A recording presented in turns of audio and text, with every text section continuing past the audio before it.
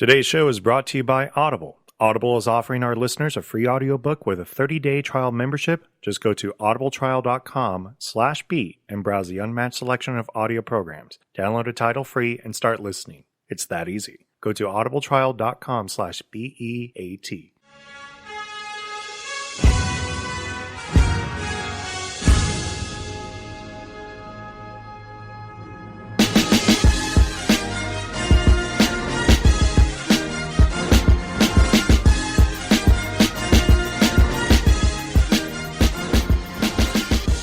The first time I watched this movie, I couldn't talk about it. The second time I watched this movie, couldn't talk about it then either. I've watched this movie now probably somewhere in the ballpark range of 20 to 30 times or so. I think it's okay for me to talk about it. Welcome back to the Classics, the cinematic movie podcast takes you back to the iconic movies of 20 years ago. I am your guy, DJ Neff, and with me, it looks like I'm kind of flying solo tonight, but not necessarily. I actually have a very special guest I'm about to introduce here just in a second. Real quick, if you haven't followed us, go ahead and go to BTTC Podcast on Instagram, where you can search up Back to the Classics podcast, Facebook group. You can listen to us on Apple Podcasts, Spotify, and iHeartRadio. So it's a little weird for me doing this a bit alone, but thankfully, my guy here came in the clutch. You know, he was very much a Giannis Antetokounmpo. How do you say his name? I've never had to say the name out loud. Rookie name, but I just call him the Freak. So fan of the Freak. That's great. I'm, of course, talking about his first appearance here at Back to the Classics. And this is technically his third appearance. This is a re-recording of the show. Hopefully it doesn't go the 2 hours and 12 minutes that we did last time, but you never know. I'm talking about my guy, T.Fares. Tark. Welcome back, buddy. What's good, everybody? Thank you for having me back on, David. Thank you for coming in the clutch, man. Because I really didn't want to fly solo. For those of you who are wondering, Jay just had to kind of handle a couple of things, so he couldn't really make it out this evening. He will be back on the next episode, so don't feel too bad. This is just a temporary thing. I'll fill in for him as well as myself, so I'll try my best. So you're my co-host / guest host at the same time. I kind of feel like I'm Charlemagne the God right now. You know? Yeah, I got big shoes to fill, but nothing I'm not used to. I think you got this. But so you're a local DJ out here in Las Vegas. And I want to talk a lot about your career out here. So first and foremost, let's rep you a little bit. Where can people find you here in the Vegas Valley? You can find me all over the place, actually, but mainly downtown Vegas, Fremont Street. I play down over at the corner of 6th and Fremont. That would be Commonwealth every Tuesday for Nickel Beer Night. You know, when you say that you play on the corner of 6th and 9th, it doesn't sound right. Like it sounds like it's like, oh, I could just find this dude and, he's going to either be on the corner hustling for something else or he's actually going to be DJing. Yeah, there's a lot of dudes over on the corner, but yeah, I'm inside the building. So go inside the big building with the rooftop, Commonwealth. It's the popping spot downtown right now, in my opinion. It's downtown. It's been a busy summer, and it's been undergoing some changes. Like I don't know if you've seen recently, the whole Fremont Street is under construction. Yeah, there's like new bars popping up soon. They're gonna redo the whole road. It's gonna be like an expanded sidewalk. And I was there in October because I caught. They did a Mud Fest, so like Puddle of Mud was there, and so I caught them, and like a couple other bands from the early 2000s were there. It was a free concert, which is kind of cool. But yeah, that's pretty dope, man. Like, where else can people find you? So that's my main spot right now. Every Tuesday I'm there. But I've also played over at Main Street, Velveteen Rabbit. The last few Saturdays I've been hopping on the brunch vibe. The brunch vibe. What's that like? Over at Eureka, which is actually on the other side of 6th and Fremont, right across from Commonwealth. Okay. But yeah, I'm just playing real jazzy, laid back, soulful morning tunes over over some nice eggs and Benedicts and chicken and whatever. And I'm playing a little background music for that, which is it's actually really fun because I get to play a little different kind of set, and I get a free meal, which is dank. Yeah. The crowd's got to be different, obviously. I mean, us morning people that go for the brunch vibes are there for Oh yeah, mimosas. I'm playing for the grandmas and the grandchildren. And I get my mimosa. Every generation, the whole family. A good old Bloody Mary. Yeah. Where's my celery stick? Yep, I get kids jumping on the table. I got grandpas singing to their sweetheart. It's a fun vibe. Like really, like this last Saturday was actually really fun. I could just imagine you're in like a department store now. Trying to like do the elevator music, but you're actually DJing, scratching a little. Speaking of ways coming up, it will be the Saturday the 23rd of November. So 2 weeks from now, over at Champion at Fashion Show. Shout out to Vers and homegirl Ashley hooking that up. But it's like it's like a streetwear hip hop store kind of. Okay. So I'll be trying to get people spending their money. Getting holiday season coming up. Come get the. Do you get tips from that? Like I know you would on the nighttime. Not so sure about the brunch people. But like DJing in a retail shop, it's funny. I DJ'd a few department stores, like holiday season type gigs, and it's I played like a makeup store, and everyone's like, "Oh, a Sephora, an Ulta." It was like a Sephora. It was Morph. Oh, okay, yeah. And everyone's like, "Oh, you're DJing for all these girls coming in, getting all makeup and stuff," and it's like, yeah, I'm playing. They're going straight to like every single sample. Right. They're getting their face did, and all the boyfriends are hanging out with me. They're like, "Yo, what you got over there? What you playing on? How long you been playing? Where else you play at?" And Can you play me some Kid Rock? Yeah, no, it's a dude fest, but it's fun. It seems like that's what it just catches people off guard. But I will say, in my opinion, I don't know.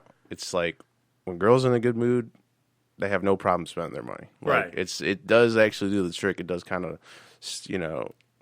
stir the pot and like kind of just create the right kind of vibe for everyone. Get a new look or get some cool, get a nice gift for someone. Holiday season. It is kind of.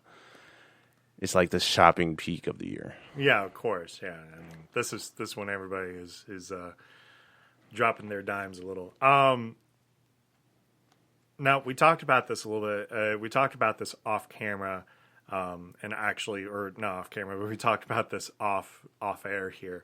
But DJing out here, obviously, people are going to want to hear what they want to hear. So what was the song that you heard the most this summer that absolutely drove you insane that you can probably never listen to ever again? This summer, there's no real songs that I never will need to hear it again. I kind of pump the brakes on stuff and wait till it's like, because after a certain point, it just loses its touch. No, of course. So let's talk about those songs. What are songs that you need to pump brakes on? Number one, Old Town Road. Of course. Yeah. I remember when I was just starting, the requests were starting to come in, and it's like, I would get the multiple requests the same night, and I'll just wait for them to pile up to knock them all out at once. Right. Because it's like, it's just one of those songs where you're just going to have to play it, and it's all about the time and how you mix it in, and, just to get the perfect reaction. So that was just like, I would just get bombarded. And it wasn't just me. It was like every DJ I know would just get bombarded with Old Town Road, some Lil Nas X, play it even a couple times throughout the night if you can. That one just blew up the whole summer.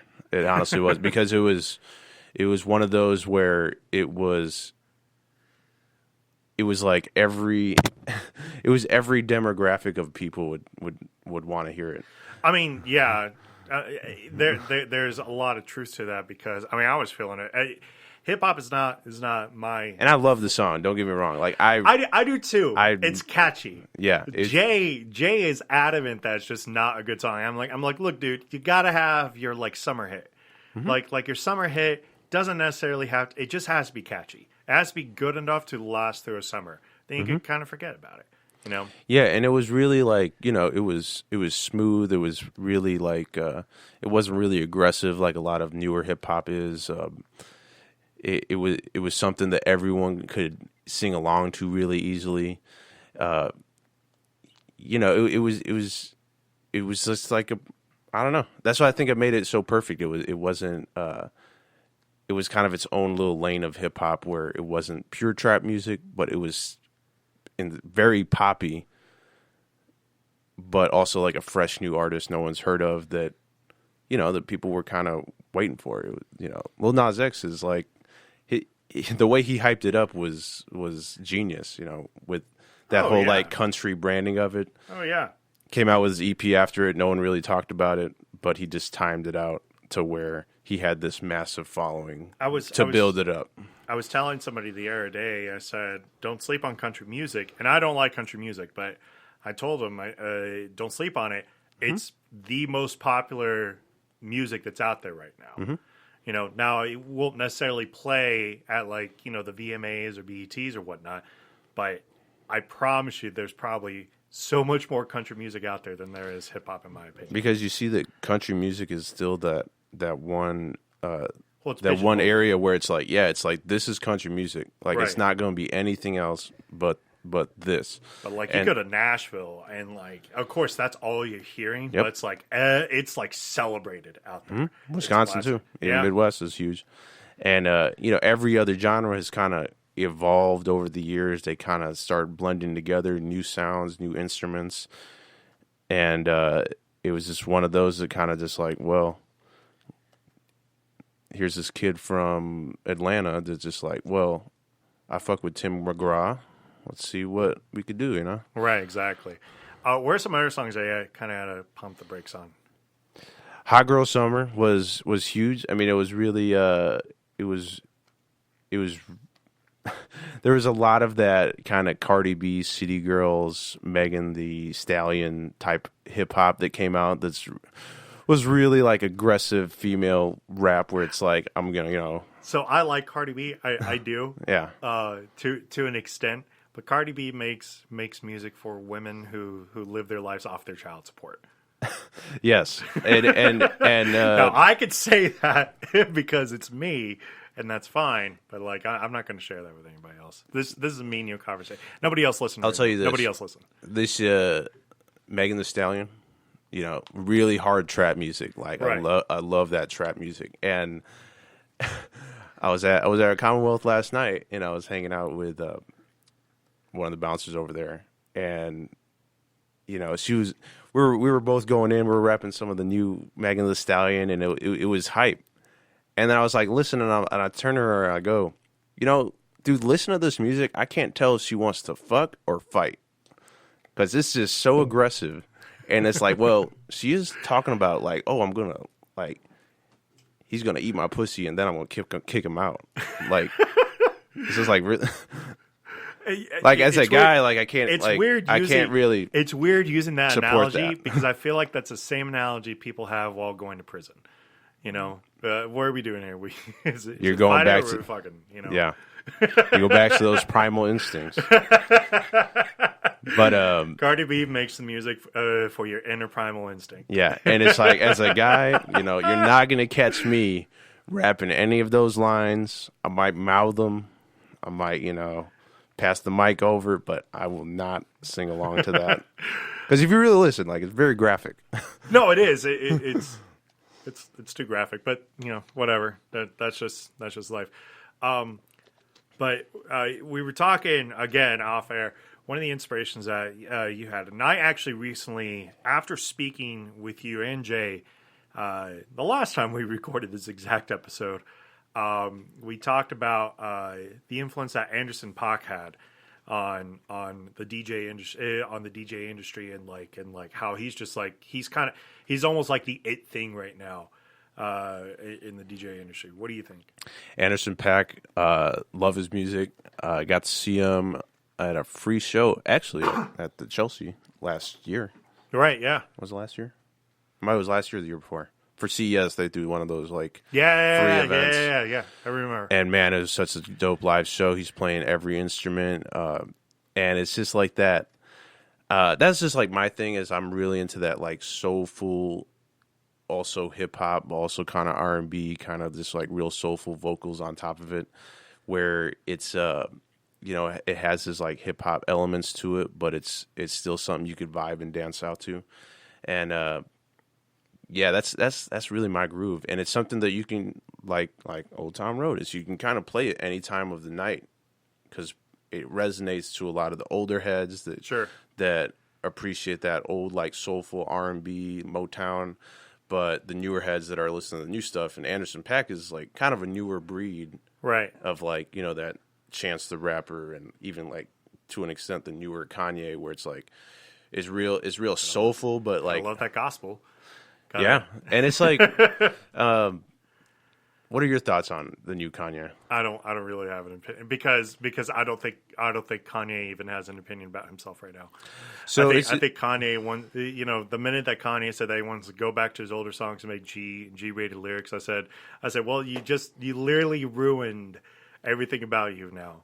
But if you think about it, that is really what a lot of his I listened to Jesus is King a couple times. I had a trip to LA, and I'm like, this is a good chance. Let me just run through this album. Sure. And the whole album was 28 minutes. So I listened to it a few times. It was short. You're not wrong. Yeah, it was short. But yeah, I mean, it really had elements of how he started out was that this that soulful Chi Town just swaggy rap where it was it wasn't really hard trap music like his stuff with Jay-Z and Cudi. It was really more aggressive and real raunchy lyrics and you're such a fucking it kind of just evolved and went back to where it started, where Graduation and Late Registration were all just really down the Through the Wire, and that's where he started that really blew him up, was that kind of soulful hip hop, and it kind of just went full circle. Going back to it's not that far removed from gospel music actually. The sound of it is fine. I just think it's kind of tough for me to go full circle with him when I'm pretty sure that he's at least 30% brain damaged. At least 30%. I think ever since that car accident, he's just been degrading worse and worse ever since. That's just my opinion though. Yeah. I like his new music. I play Can't tell me Follow God. I still play. I play some of his newer music, and people can. I like that he's sparking this debate amongst people. It's well, what happened to new Kanye versus old Kanye? Where's the line drawn? Because there has been if you look at every single one of his albums, you could, you'll get 10 different responses of which is people's favorites. Which is good. Because that's how you build a fan base. It's like finding your favorite character from Star Wars. Everybody's just going to have kind of their own little thing about it. It's great for building a fan base. I just don't. I think when it comes to Kanye, it's tough for me to take him seriously anymore. When I don't think he even takes himself that seriously anymore. For him, I feel like it's just another phase. It's another act for him. It's another self-promotion. It's a brilliant way of self-promoting to think about it, because if you now that he built this fan base, if I distance myself far enough away from my fan base to try to gain new fan base at the same token. So do you think all these phases he's going through are real? that he's actually going through all these, because look at people kind of go through their own personal transformations when they go through certain life experiences. They fall in love, or they don't, or they get a new job, or they move, and it's like they kind of grow into different people like throughout their whole lives, really. He's expressing it more, obviously. Absolutely, he has the largest microphone of any artist really in the world.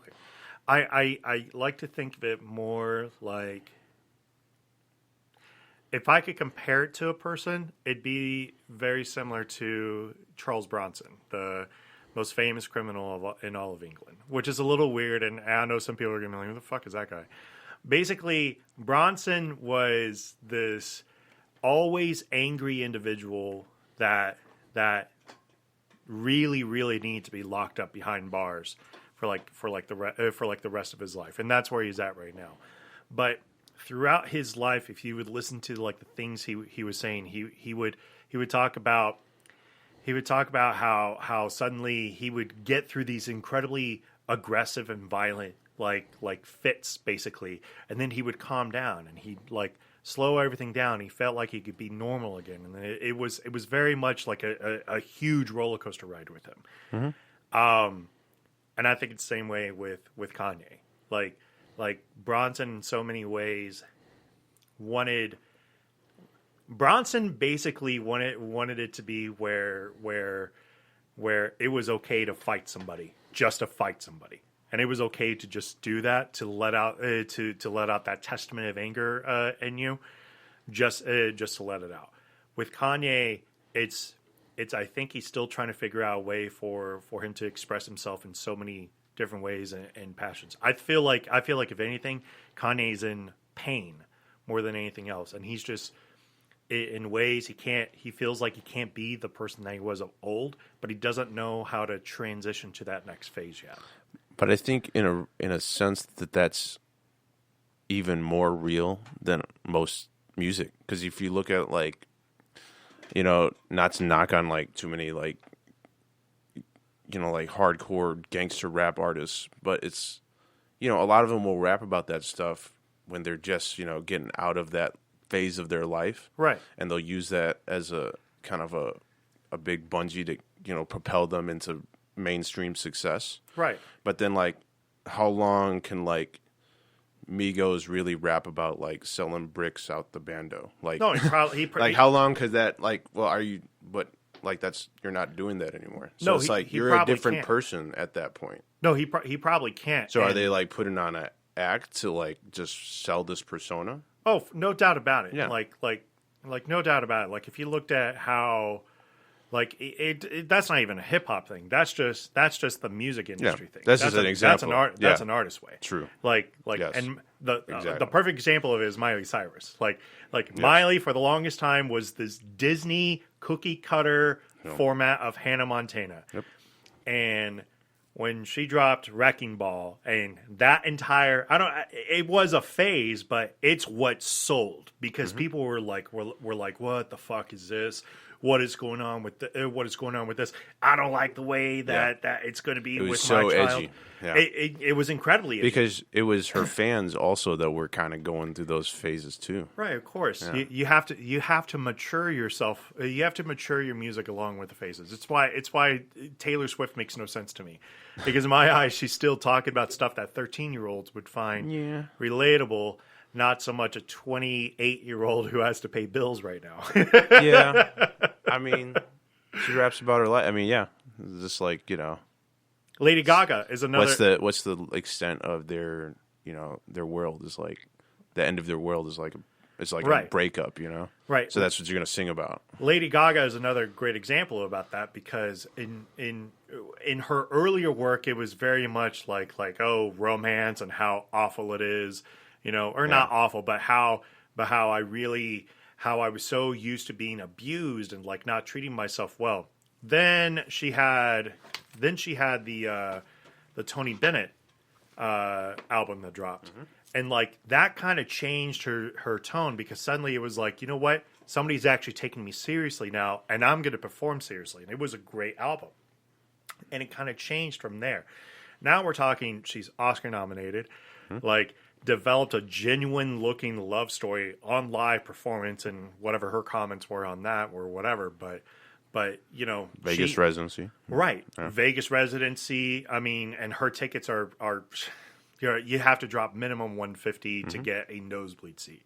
Like, and she's making bank, and she's a bankable star right now because she had to mature along with her music. Like, Bad Romance is still going to be a fun song to kind of play, and it's a fun song to kind of dance to, but they have to mature. The problem with Kanye bring it back. is that to run it back is there was a moment. I felt like there was a moment that his music matured, and that was 808s and Heartaches, right? And Heartbreaks, right? I love that album. It's a fantastic album. And then my Dark Little Secret Little Fantasy, you know, that was also an excellent album. Yeah. And then there was a drop off. There was a pretty, in my eyes, massive drop off in terms of quality. Watch the Throne was pretty good. Which one? The Jay-Z. Oh yeah. No, Watch the Throne was really good, but they both sounded tired in that. No, I agree with what you said. I think Beautiful Dark Twisted Fantasy was was the peak of like his making like just commercial hits, like, you know, All the Lights, you know, making songs with every track I think had a feature. John Legend, Pusha T, Cudi, Rihanna. It was fantastic. Jay-Z, Beyonce. But it's like there was a drop off in quality afterwards. And the quality dropped off, and I think it's because he doesn't. Was that around the time of his mom's death?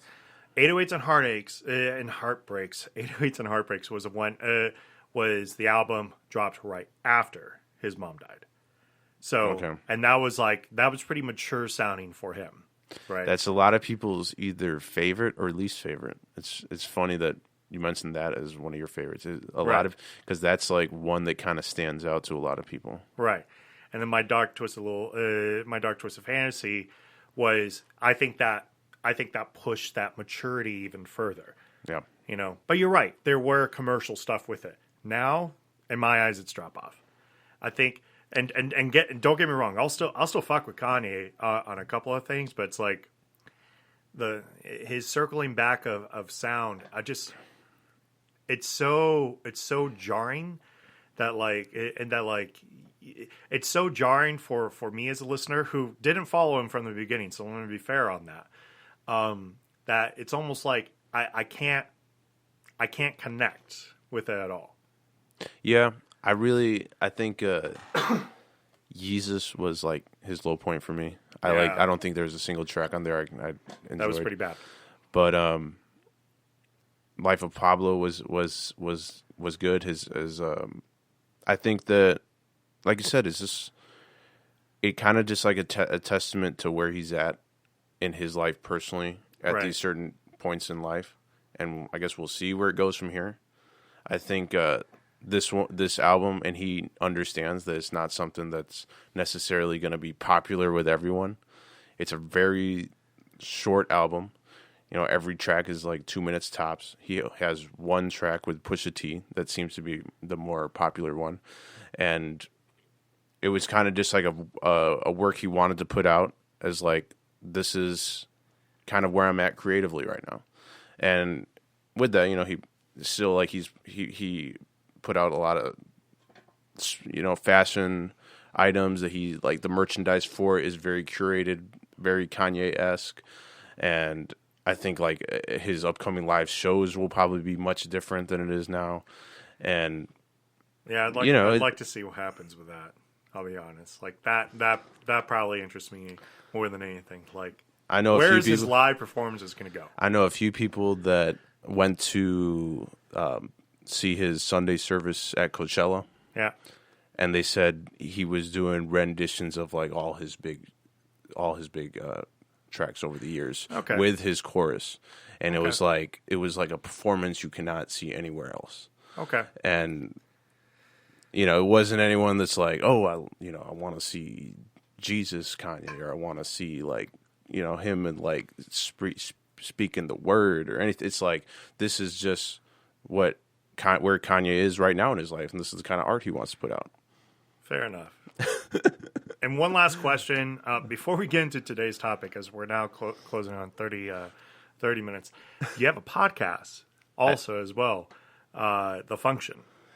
I do have a podcast. It is called The Function. It's not The Foundation, like I said earlier. It's not The Foundation, but that is a cool name. I felt so bad. I was like, The Foundation. You're like, no. I might have to do a spin-off. I'm like, oh. I might have to do a spin-off called The Foundation.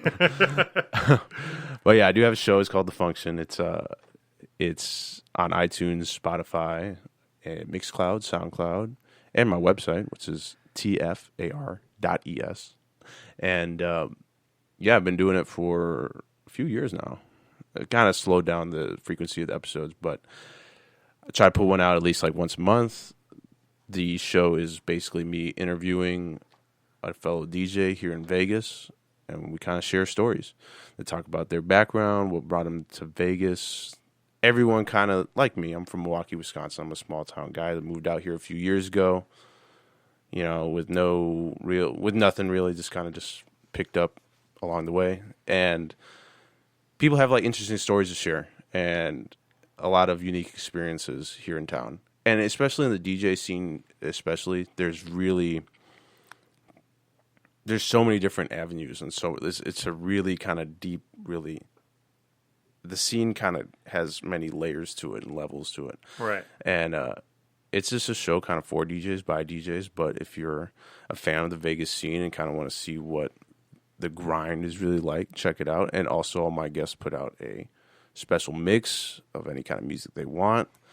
And every show is different. My last show was with the very dope DJ Coachelli.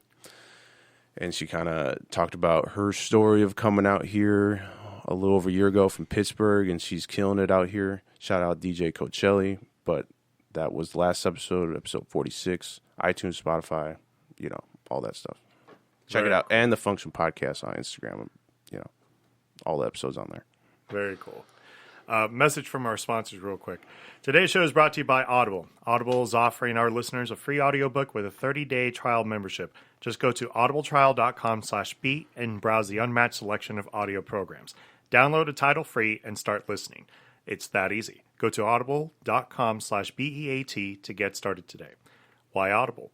Audible content includes an unmatched selection of audiobooks, original audio shows, news, comedy, and more from the leading audiobook publishers, broadcasters, and entertainers.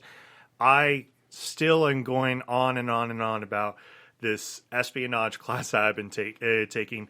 Recently, it was the 5th of November, Guy Fawkes Day, which was a very, very famous Parliament, a botched bombing of Parliament. You can hear all about that story if you go through the teaching course. You can search that up on Audible. To download your free audiobook today, go to audibletrial.com/beat. Again, that's audibletrial.com/BEAT for your free audiobook. So, I love this movie that we're getting ready to talk about because it's very much a 90s movie. Mm-hmm. It has aged so well, even to this day. It was the first time I watched this movie. I was a teenager, or I was at least going into my teens, and it left a mark on me because it talked a lot about masculinity, the state of masculinity at that point, and vulnerability of men, as well as kind of the insanity that can lead into like an anarchy kind of thing. Mm-hmm. If you don't know what we're talking about, we shouldn't be talking about this. It has a very, very specific set of rules that definitely plays into it. Of course, I'm talking about the 1999 release, Brad Pitt, Edward Norton hit Fight Club. Original release date, October 15th, 1999, had an estimated budget of $63 million and grossed worldwide only $101 million. But man, it was it definitely kind of built this huge like cult classic following afterwards. Currently sitting at Rotten Tomatoes, critics 79%, which is pretty good, but audience score over 1 million people, almost 1.1 million people have actually rated this, sitting at 96% on there. Tark, do you think that's fair? I mean, I take ratings with a grain of salt, but I will say Fight Club is one of my favorite movies, definitely from the 90s. As you said, it did leave an impression on myself when I watched it at the time that I watched it. I watched it like right after high school. Right. And it's kind of, I think, what this movie was marketed for. It's kind of a coming of age film for like adulthood. Right. Absolutely. This movie was originally a book. There are sequels to this book, Fight Club 2, and Fight Club 3. The sequels are nowhere near as good as the original novel by the same name. This was written by Chuck Palahniuk, who has also written fantastic works like Invisible Monsters. Choke is another one. He writes. He's very much like he's what they call in the literary movement a minimalism. He has kind of like this way where it's the protagonist recounts the events of the book to lead up to the point where it's at. They call that like a temporal ending. And it's fascinating because this is exactly how this movie also kicks off, where we're basically at the end of the movie, leading up to the events of this. Man, this movie, I love this movie. This movie is so cool. Let's go ahead and kick off this movie. What do you say? Let's get into it. Let's do this. All right, so an unnamed protagonist who is a actuary. He's an automobile recall specialist, but really, really his job is an actuary. What I mean by that is that he basically plugs in a formula that looks specifically at if an automobile industry would do recalls on faults of a recall, and on faults of the vehicle, and he kind of breaks that down into this really crazy little formula where it's like if A plus B plus C divided by X is still higher than what it would cost to do a said recall, we don't recall that part. And I mean, it was a pretty gruesome scene when they kind of show this in the movie. But this movie... Well, it's a real thing. It is. But this movie kicks off very suddenly. He's sitting there with a gun directly in his mouth, with Brad Pitt staying over him, and he says, "Do you have any last words?" Which is, famous last words, right? And I noticed that first scene, they actually don't show that it's Brad Pitt. Oh, right. It's just a body. It's just a body. Do you have any last words? And he says, and he mumbles through it, and he says, with when you have a gun in your mouth, you only speak in vowels. Right. You only speak in vowels.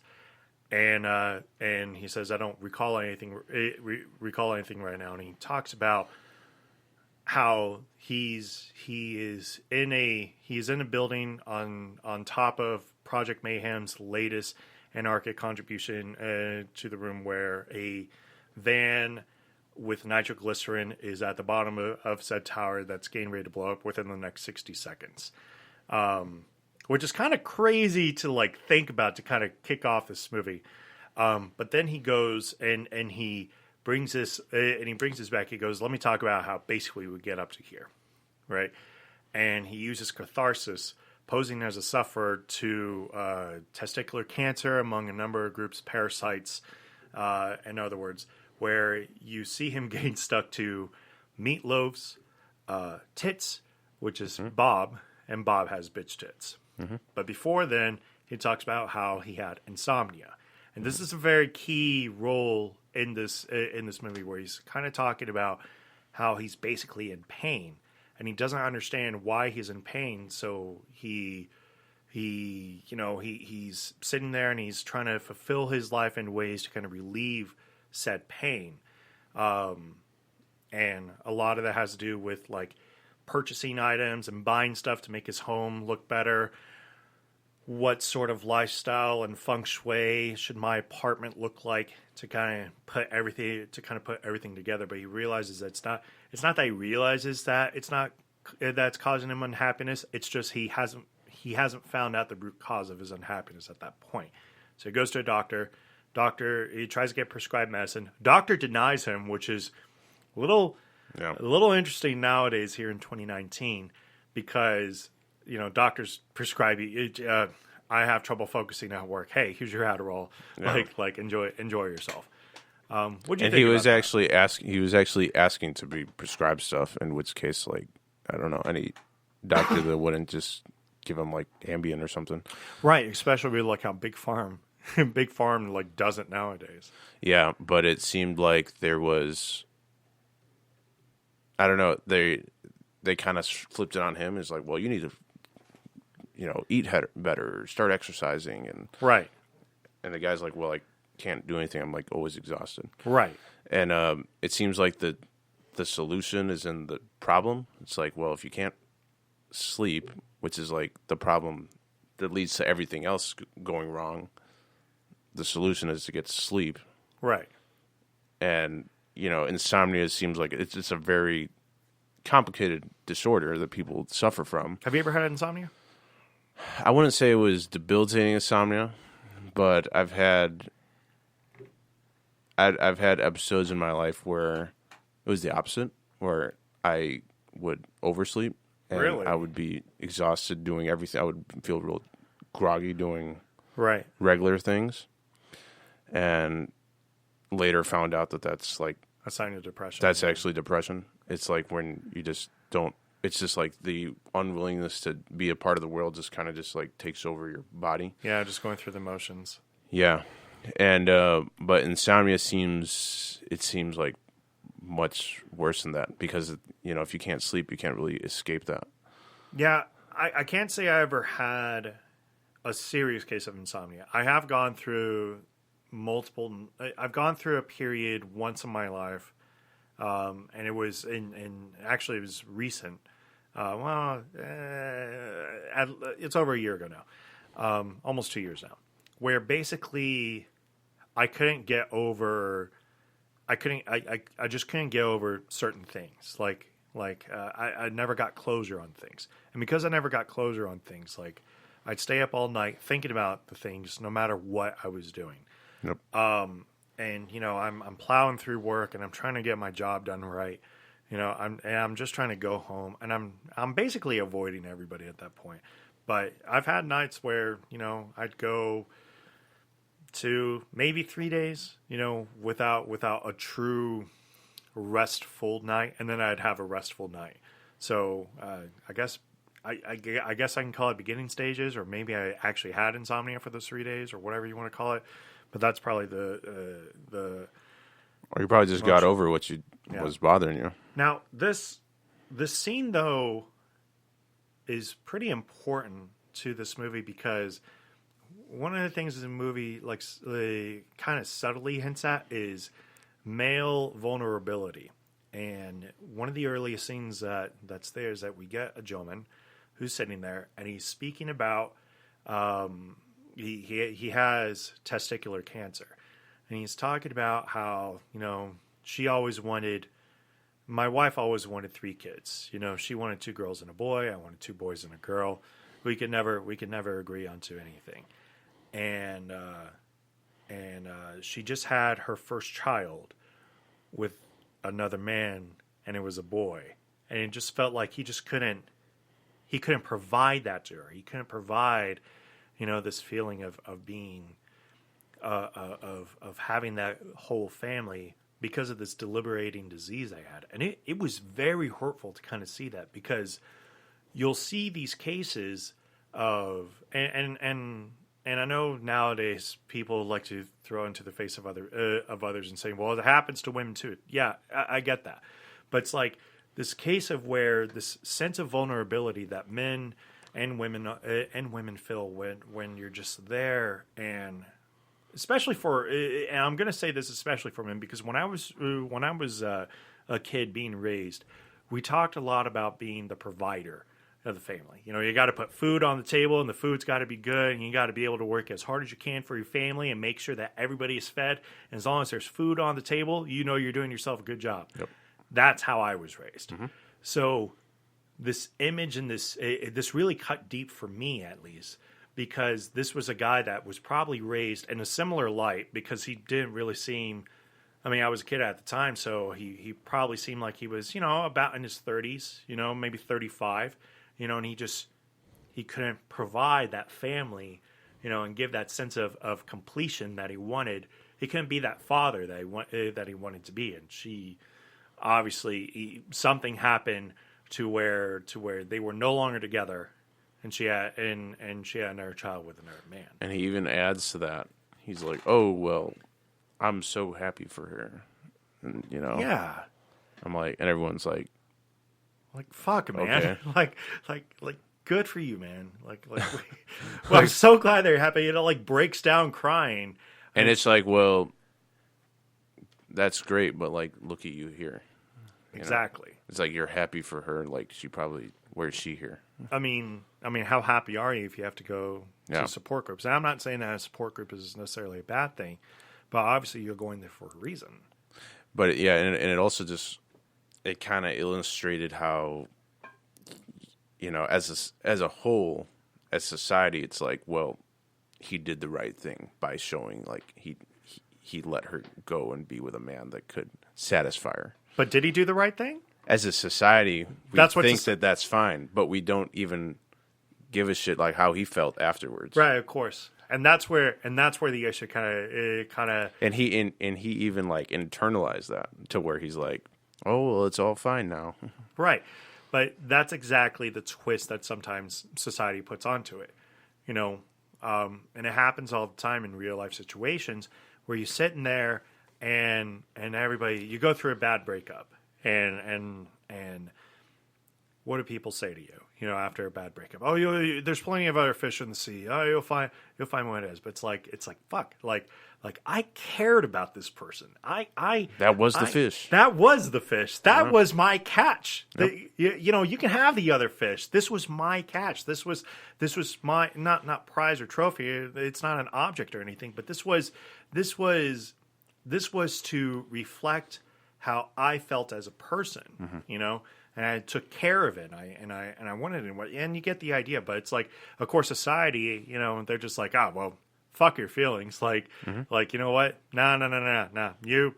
There's another fish in the sea. Sure, fine. Let's say you catch another fish in the sea, and you realize that's just not as good as what you had before.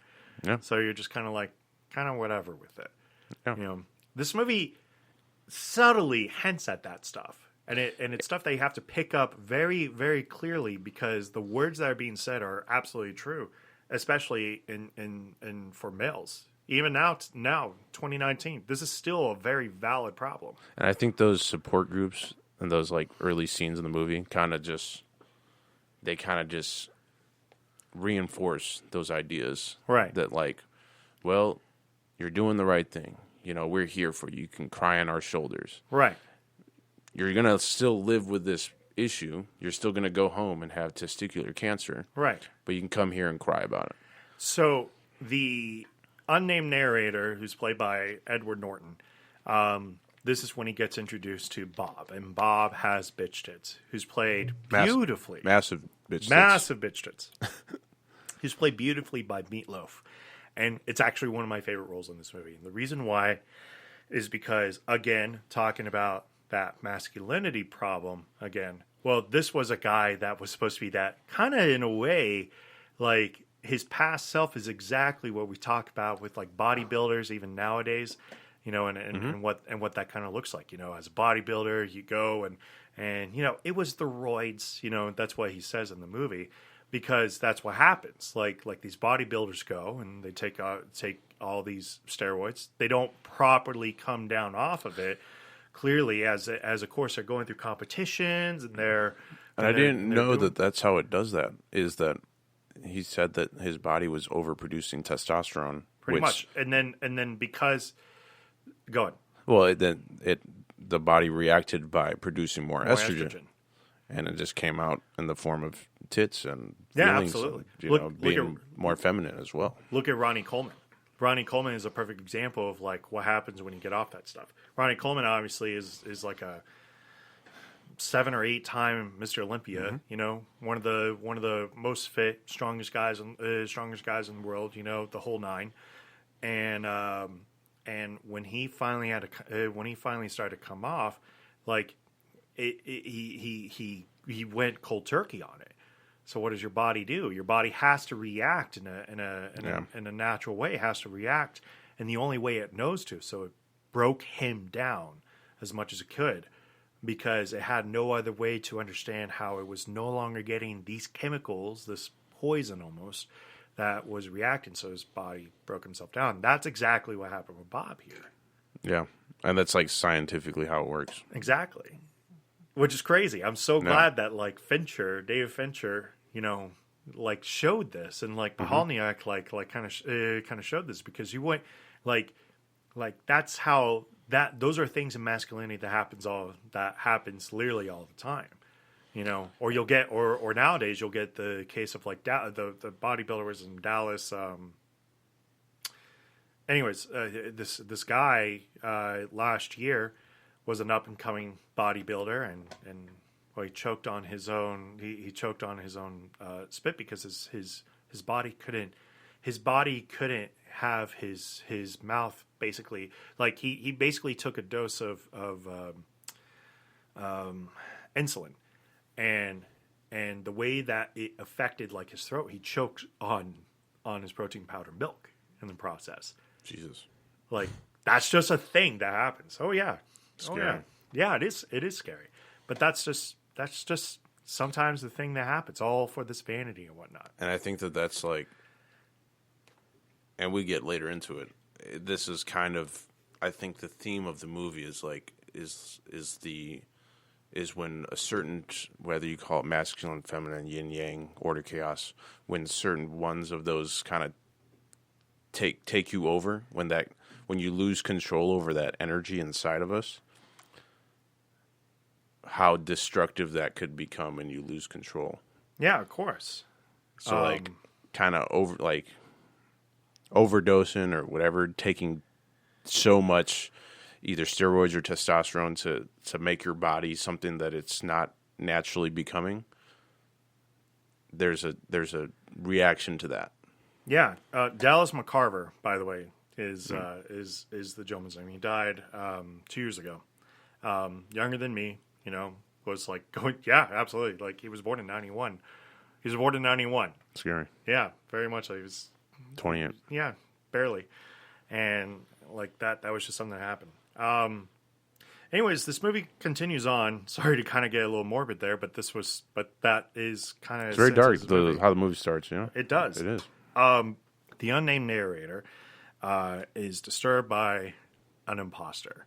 Mm-hmm. Now, by the way, the unnamed narrator didn't have testicular cancer or anything really wrong with him. He just wanted to find a support group, just something there to make him feel alive again, basically. And he was really finding that. Mm-hmm.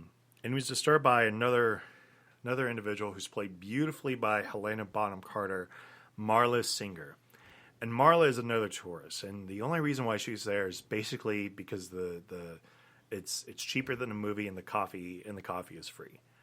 That's pretty much the only reason why she's there. And there are some golden lines that's kind of stated, like in this movie afterwards, like if I had a tumor, I'd name it Marla.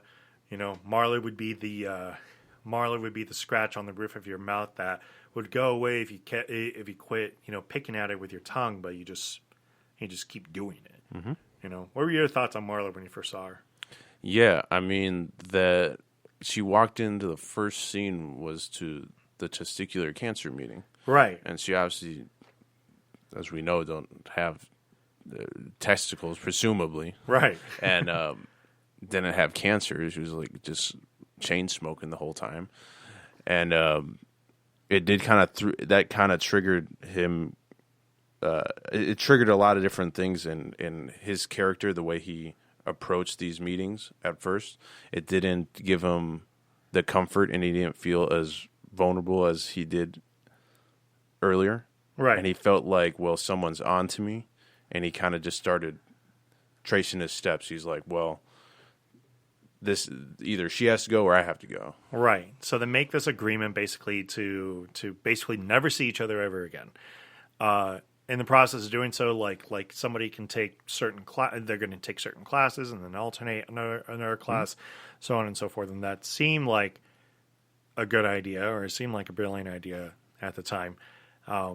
we come later to find out that Marla obviously was cheating during all this, but it doesn't really matter. It then cuts away to kind of going back to him at his job, and he talks about you catch a flight from JFK going somewhere, and you go one place to another. If you wake up in a different time in a different place, can you wake up as a different person? Which is going to obviously kind of play a role into this. One thing that I really enjoyed during this is as he's explaining his actuary job to somebody, he imagines he imagined this plane basically exploding, and he talks about how life insurance basically pays 3 times as much if you die during a business trip, which was wonderful.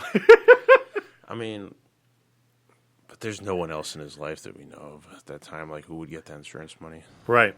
And if he's dead, I don't know what use that money is. I don't know. So on his flight home from a business trip, he meets a soap salesman, Tyler Durden.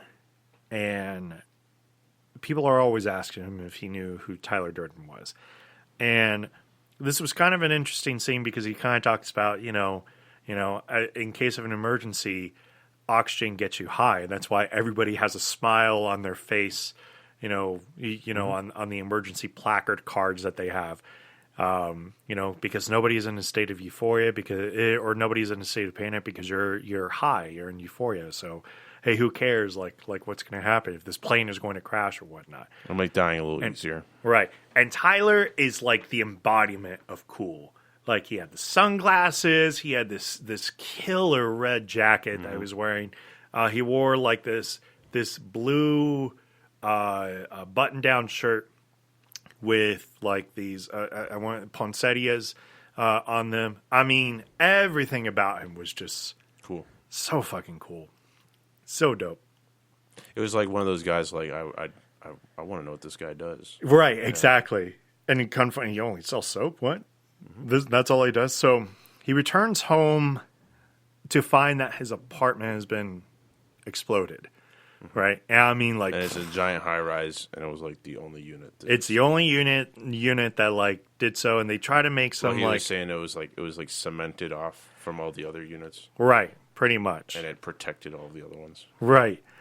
And at first he decides to call Marla, and Marla picks up and berates him. He doesn't even say a word, just kind of berates him. So he hangs up and he decides to call Tyler, and it didn't answer. And then the phone rang back to him, which is obviously a movie trick. That's such a movie thing. It really is. Because I've never seen that happen ever. And they decide to meet at a bar. And at this bar, Tyler lays down some philosophy on here. Do you remember any of it? Yeah, I mean, he was still kind of grieving over losing all his stuff. He was like, man, my whole life was in there. Everything I owned, my couch was supposed to be the last couch I ever owned. And, I was having a very respectable wardrobe. Yeah, my whole life was just right there. It was all in order. Now it's all gone. And he just starts flipping it on him. He's like, well, everything you own ends up owning you. Why does all that stuff matter? You're just kind of bred in this society of consumerism where you're judged by how much you own and what kind of furniture you have and what kind of clothes you wear. And this is what society has kind of driven us toward is we're subject to advertisements and consumerism and this culture just kind of thrown down our throats. Right. And he just throws it on him. He's like, maybe, I don't know. And then he's like, the things that you own wind up owning you. Yep.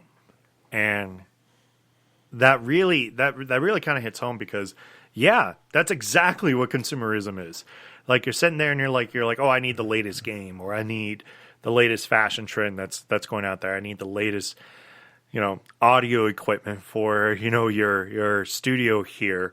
The little podcast that you decide to do. I need new mics. I need new this. I need new that. And it's like, look, you don't need anything. You don't really need. You just need the bare minimum. The more you put into that stuff, the more it's like, what do I? The more it wraps itself up into. I gotta get insurance for it. I gotta secure it. I gotta. Right. It just starts piling on. What commitment am I really making to this kind of stuff if I'm not, putting my own dime to it? It's why it's easier for us to leave jobs where a company pays for everything for us. But imagine if we had to own our own calculator, we had to own our own, whatever. No. There would be zero calculators. We'd all use our phone. Right, exactly. And now we're suddenly sitting there and we're like, you know what? Like, now I got to take this shit seriously because I have a stake in this now, Yeah. It's because it really is, money really is just a measure of your time, energy, where you direct it. Exactly. And so if you put all that stuff into really minuscule things that don't really matter to your wellness, then you're like, what are you doing? Like, what is all of it for then? Right.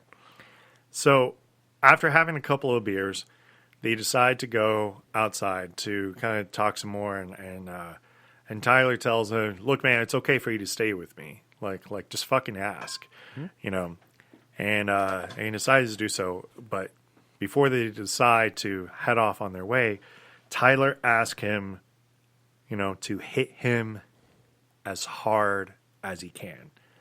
And it seemed a little weird, but he was just like, I don't know, man, fuck it. Like, I've never been in a fight before. Like, I don't know. Have you ever been in a fight? He's like, no. He's like, well, then fuck it. Like, how are we going to know what experiences that we're missing out in life if we're not ever going to do this? And so Norton cocks back and lays a punch right on the air, which was a real punch, by the way. Yeah. That wasn't movie magic. That was pretty real, which is why if you look at Norton's face as he's turning away, you can kind of see a smile on his face because he's trying not to laugh at that moment. And then Tyler goes and he decks him right in the stomach. And it's like this huge, like aggressive, but liberating fight that happens between them. It's like, it's why I always it's why I always believe with education of men versus women. Women are always going to do better in a classroom because it's structured, it's formatted, it's basically tailor-made for it. But for men, we learn from doing stuff. Mm-hmm. So, like, we have to learn how to fix a car. We have to literally turn the wrench. We have to see where the oil pan is actually coming from to be able to change oil. Well, make it even simpler. What kind of fields are women excel the most at? Things where they're working with people directly, either face to face or in groups, and men work better with stuff. It's true. They're more engineers, scientists. They're kind of just doing more of building things and working with ideas. And that's not to say that one is more important than the other or any of that. It's really just kind of just the nature of how our minds take in information. It's like its own matrix of stuff in there. Like you have a web of collection of things that guys are not only just interested in, but what they learn better. Like. Mm-hmm. It's why when boys are out there and they're being rowdy and roughnecking or whatever you want to call it, they're really just learning more about themselves and what they find that they kind of enjoy versus women when they're piled into their books and they're discussing their own ideas with their own group. That's how they kind of learn those things. Men do better on outside environments. Women traditionally do better on inside environments, although obviously there's always going to be exceptions to those rules. But it was incredibly fascinating with this fight because you can really get this like sense of freedom, and it still puts a smile on my face because afterwards they were like, "We should do this again," because it was just something. It was a connection that they had. It was a bond, a relationship that they decided to build, and they go into this house on Paper Street. And this shit is fucking dilapidated as hell. Yeah, like barely standing. I mean, this house is a shithole if I've ever seen one. The stairs creaked all the time. There was no clean water at all. I'm pretty sure. A few places on north side of Milwaukee. Yeah, and east side of Vegas. And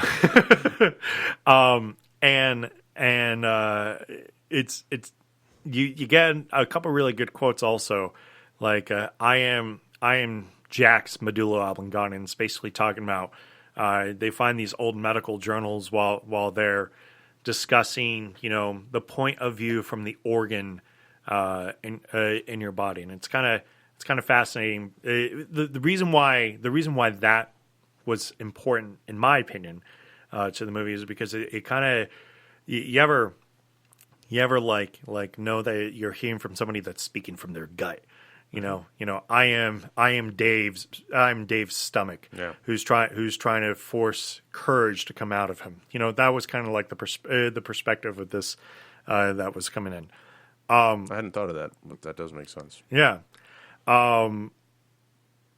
They're like half a mile away from all civilization, from everything, half a mile in each direction away from all civilization. As they continue to have these fights outside of this bar, crowds of guys basically get attracted to this, and they find a reason to basically move themselves into the basement to actually begin Fight Club. And they basically routinely meet like every Saturday, basically to beat the shit out of each other. But the entire idea of it is similar to how the support groups was that they had to find a way to liberate themselves to basically open themselves up to getting hurt, literally in a physical format. But in a sense, it was almost finding your true self at the same time. And it kind of changed the tone of this movie afterwards, because suddenly it was like, didn't really give a shit about anything else that was going on in society. You think about like the support groups, people's issues in those support groups are the center of everything. Right. It's like, I have cancer. How do I deal with it? Right. That's all we're going to sit and cry about. Right. That's like this, what those support groups, how they were centered around. Fight Club, nothing, like when you're in a fight, like all your problems outside of Fight Club don't exist. Right. So nothing outside of those walls matter at that particular point in time. So it did the same. It had the same kind of purpose, where it does kind of help you kind of find yourself, but it actually put everything back into perspective and showed you like what really mattered in your life. Right, exactly. Because because suddenly everything started to go a little gray for everybody else. Like, okay, yeah, sure, I have a job, it's my 9 to 5. But it's like, everybody would come alive when it came to this Fight Club stuff, and it really begins with the speech from Brad Pitt as Tyler Durden, saying, "Gentlemen, welcome to Fight Club. The first rule of Fight Club is you don't talk about Fight Club. The second rule of Fight Club is you do not talk about Fight Club. Third rule of Fight Club, someone yells stop, goes limp, taps out. The fight is over. Fourth rule, only 2 guys had a fight. Fifth rule, 1 fight at a time, fellas.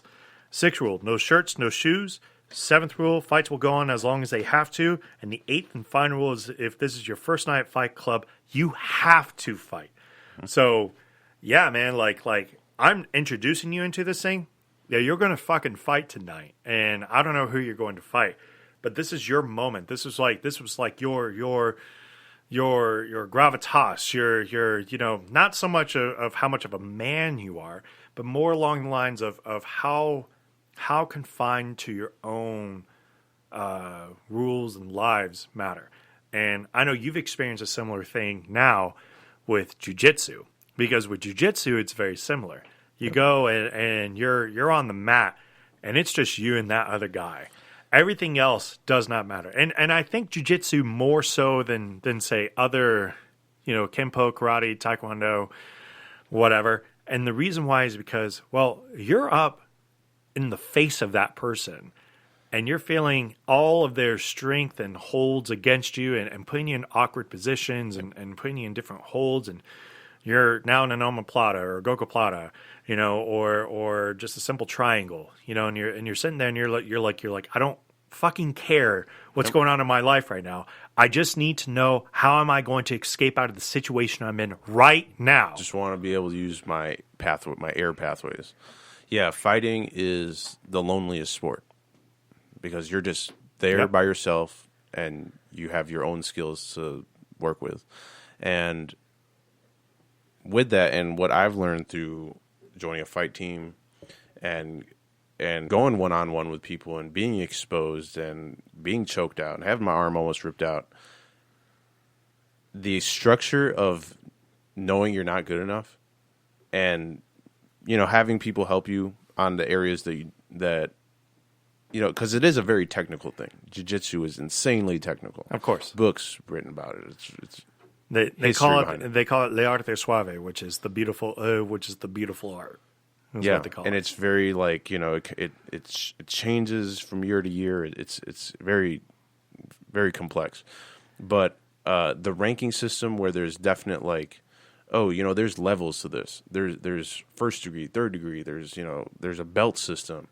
It's like having that is something that I hadn't really experienced since high school, since playing football, right? Since being in sports, since being in organized sports, that I got to actually learn how to accept defeat, learn how to evaluate my performance, learn how to have the right attitude going into competitions.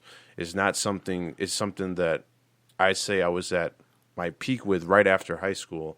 I had kept powerlifting. I was still competitive for a while. But then you just get caught up with life. You get caught up with relationships. You get jobs. You go through college. You got to work 12 hours a day. All of a sudden, you don't know why because your salary. And so you're just kind of just on this kind of even wavelength for years and years, and it just occupies your life. But then since the last couple months, it's like, well, I'm just constantly being humbled. My first role was against we're homies now. Malik, what up, Malik? Little 13-year-old kid, just you just basically try to submit each other. I'm like, all right, I got this. Kid's on my back within 30 seconds, rear naked choke. I'm like, what just happened? And it's like, all right, kind of humbling experience, huh? Yeah. So it's like, okay, there's I'm definitely not on anyone's level, and am I really that weak where I could get my shit beat out by a 13-year-old on the street? Right. Having that reminder all the time makes you want to be a better person. Makes you want to it makes you evaluate yourself, really look inward, and having judgments on people you go against, and really just facing everyone the same way, and really just kind of being more confident in yourself and your own skills. And just having I don't know, it's just that ranking system. It's like, well, there's definite points of levels of where you can improve, and you're just constantly just reminded with that every day. Right. Yeah. No, you pretty much nail it on those points. The fights decide to move themselves into the bar's basement, and in the process of doing this, they meet. A couple of things kind of happen here, actually. So first and foremost, Marla gets reintroduced back into the story as she finds a way to call the narrator, overdosing on some pills. The narrator actually ignores her, but Tyler Durden doesn't ignore, goes there, and she's kind of going through one of those. She's like, I think this is more like a cry for help, not an actual suicide attempt. This feels very accidental, and they basically escape, and Tyler and Marla begin a sexual relationship. And I mean, it's a pretty raunchy sexual relationship, but worse shit, where some of the shit that she would say, oh, I haven't been fucked like that since grade school. Mm-hmm. It's like, oh, what? It's like, okay. Yeah. That is that's a new one for me. But in the process, they warn the narrator never to talk to Marla about him. And if they do so, their friendship is over. So it's why you never see the three of them in the same room at the same exact time.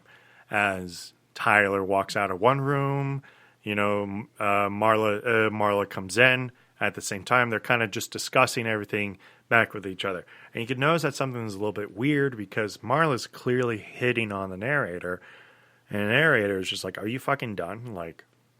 Just kind of blowing her off. And she actually had a really good line talking about how a condom is basically the glass slipper of the adult world. You put it on, you wear it for one night, it gets its use, and then you discard it, just like the person. Well, Very poetic. very poetic in its way. The narrator also decides to blackmail his boss for company assets, and this was pretty remarkable. But before, in the process of doing so, we get the introduction to Lou. I'm fucking Lou. Lou's the owner of the bar, and he proceeds to beat the living fuck out of Tyler Durden, who just wants to use the basement for free. They're not hurting anybody, and it's happening after hours. And it's pretty gruesome. Like, he beats the shit out of him, and it's because Tyler's kind of antagonizing him during this way. He's like, do you get me now? He's like, got it. Shit, I lost it. And I mean, just like kicking the shit out of him. But of course, his face is all bloody at this point. When Lou thinks he's done, he gets up out of nowhere and just fucking drenches his entire blood all over Lou, just screaming, you don't know where I've been, Lou. You don't know where I've been. And it was so disturbing to look at. Very Joker-esque. Very Joker-esque in Very, that like, sense. weird, creepy laughter as well. It was like, ha, ha, ha, ha, ha, ha, like that. Yeah. And it would just, oh, man. It was so disturbing. And in the process, Lou agrees to let them use a bar. And Tyler decides to put the men on a homework assignment.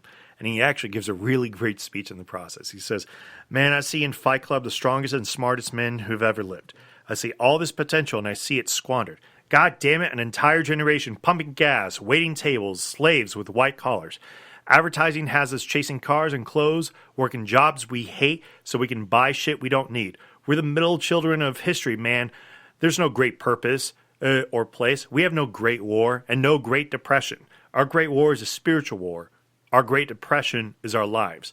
We've all been raised on television to believe that one day we'd all be millionaires and movie gods and rock stars, but we won't. And we're slowly learning that fact, and we're very, very pissed off. Nope.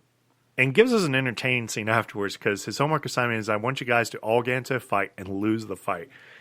And it kind of brings back to it doesn't really bring back anything, but it kind of reflects how much people will go out of their way to avoid confrontation, even though when somebody is clearly trying to start a confrontation. And it's actually one of my favorite scenes in the movie, because then we got the scene of the unnamed narrator going up to his boss, who, by the way, is totally like a white collar, tight pants. You know, he's wearing white tighties. Yeah. You know, like Very straight edge, like, very straight edge guy. like, don't make me look bad. Right. And basically tries to blackmail him in the process. And in doing so, he waits for the boss to call security. And after he calls security, knowing security is on his way, the narrator decides to beat the living shit out of himself, not of the boss, which was a little bit of a change, but it made so much sense because, I mean, he he's ripping up he's giving pretty good shots to his face, and I didn't think that was actually possible. Bleeding everywhere, ripping up his shirt. He throws himself against this wall of cabinets. Of course, hearing the loud sound, people are going to be like, what the fuck is going on, right? An interesting line that he says, like, in his head. It's like, this fight reminds me of my first fight with Tyler. Right. I don't know if anyone picked up on that. Right. And a little foreshadow for later. A little foreshadowing. And he goes and he grabs the boss, and he says, give me the paychecks and I'm gone. You'll never hear the light of me.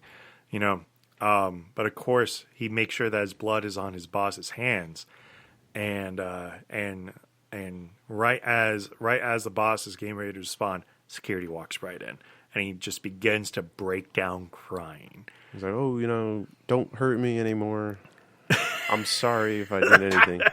And that scene actually, the whole, what he was trying to do is actually very similar to the scene with the bar owner. Yes, very much so. Because he's like, well, you're messing with a real crazy person here with nothing to lose. Right. It's true. And the information I have about this company could be very hurtful.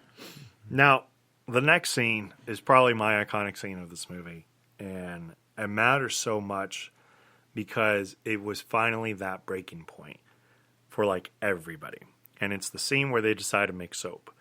And it was brilliant in the way that they made soap. They basically got the garbage out from a liposuction clinic that had the stored body fat of all these people. And they decided to kind of talk about the creation of what lye does to a body when you put water against it. It creates a soapy discharge from the fats of the Native Americans that were just burned from the top. So a soapy discharge was kind of discovered, and hey, that's how you made soap. But in this process of doing so, of course, the unnamed narrator doesn't really know like what's going on, and he goes, Tyler says, may I have your hand, please, as he's explaining all the ingredients. And he goes, yes. And he goes and he kisses his hand, and narrator says, what's this? And he goes, this is chemical burn, and pours lye all over his hand, and it looked like it fucking was just awful. And it was like a powdery substance. Yeah, because that's what lye is. Lye is powder. It seemed like something that was probably insanely painful and was not, dripping out or evaporating. Right. It was going right through his skin. Absolutely. And the entire point of this was to finally kind of create a persona for him where he had to realize to learn and accept the pain that life has given to you. And when you're able to learn and accept the pain, and mind you, he's trying to go into his happy place. He's trying to avoid words like sear and burn, because his flesh is burning at this point. And Tyler is saying, our fathers were our models for God. If our fathers bailed, what does that tell you about God? And as he's going through all of this, you have to consider the possibility that God does not like you. He never wanted you. And in all probability, he hates you. It's not the worst thing that could happen. If we are God's unwanted children, so be it. And it's not so much a talk about God, but it's a talk about, or religion or anything like that. It's a talk about the individual self. If your life is shit, then so be it. It's shit. But at least you can understand that with that shit, you can be free of it. You can have that liberty that you're looking for. And he gives probably, in my opinion, the best line of the movie, which is, it's only after we've lost everything that we're free to do anything. He basically tells him to accept the pain of what's happening directly in front of him instead of trying to internalize it and hide it and put it right back into a compartmentalization, back into that shelf that just keeps bending and bending and bending as men. And eventually it's going to break. And what it does, that's when that breaks us down. But it's that moment when he's basically saying, accept the pain for what it is, understand it, and make sure that you know how to prevent it, how to avoid it, how to be free of it, or how to just deal with it, It's like anything else in life. It's like if you go a really long time without hitting the gym, you go hit the treadmill. Right. The first 5 minutes are absolute. It's hell. The first 5 minutes are you're dying. I'm getting exhausted just thinking about it. Yeah, same. I'm sweating. But you get through that in like 10 minutes in, you're like, this is cool. Right. Like you get through that. And I remember, I haven't seen it here, but there was the gym I used to go to in Milwaukee. It was like, it just had this thing on the front door. It was like, you already got through the hard part. Yeah. Just by showing up. Yeah, definitely. And it's like, that's like, if you look at it as a whole, like, oh, I gotta go, I gotta get in the car, and it sucks to think about it. But that's actually the easy part in getting through that. It's like the mentality break.